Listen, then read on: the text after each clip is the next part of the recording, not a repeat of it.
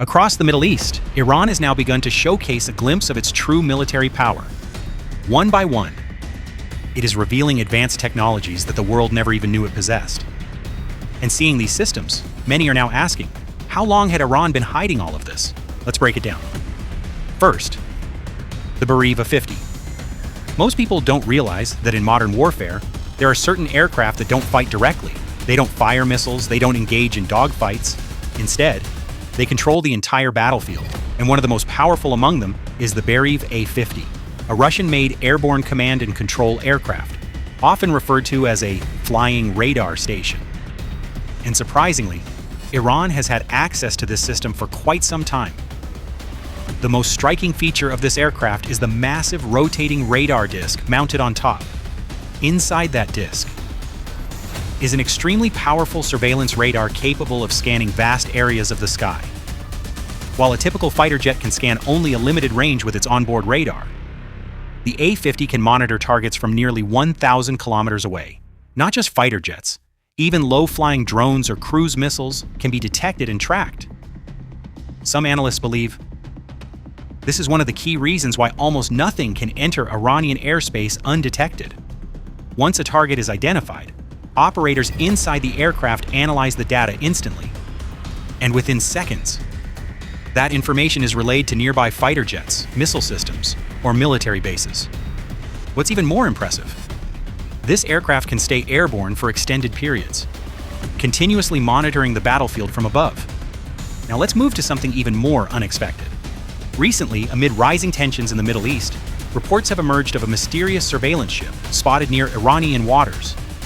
According to international media, this vessel is believed to be part of China's Yuan Wang series. Unlike traditional warships, this is not built for combat. Its mission is far more strategic. Tracking space activity, monitoring rockets, and observing long-range missile launches. From the middle of the ocean, this ship can track missile and rocket trajectories across vast distances. On its deck, you'll find massive white radar domes and satellite antennas.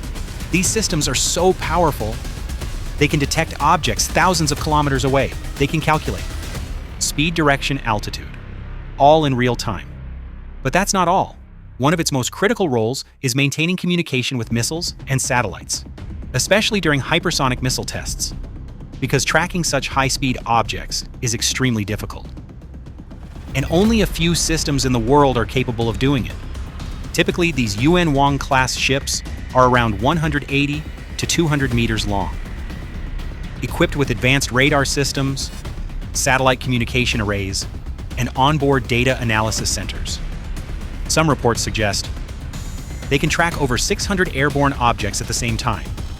And in today's tense geopolitical climate, the presence of such a ship near the region sends a very clear message. Now let's talk about something even less known: DPRK UAVs. Very few countries openly acknowledge this. But North Korea has developed advanced surveillance drones. At first glance, they may look like small aircraft, but their real purpose is long-range surveillance, border monitoring, and intelligence gathering. And here's the shocking part. Some of these drones closely resemble the US Global Hawk. Developed in extreme secrecy, these systems went largely unnoticed by the global community. Reports suggest that since around 2020, Iran may have gained access to such drones. Their primary role? Persistent surveillance from high altitude. These drones can fly up to 17 kilometers above the ground.